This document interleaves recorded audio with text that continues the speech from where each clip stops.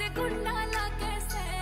ओ मेरे नाल खड़ के तू वाली जजदी तेरे बिना औखा कट्टा पल बल्लीए कभी पाए फिर भीम जमा काली लेके घुमा सारे आम शहर में दुनाली लेके चक्या पूरा जिम्मा वैरिया की फ्यूनरल का खुद पहुंचा करा कफनों पर गाड़ी लेके आओ फोकस पकने हाथ है लाइफ टाइम की पेंशन मांगता है बल्लन थानेदार चला बैठी कैसी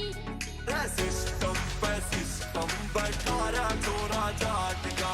एक तेरे सुपना में आ रहा छोरा जाट का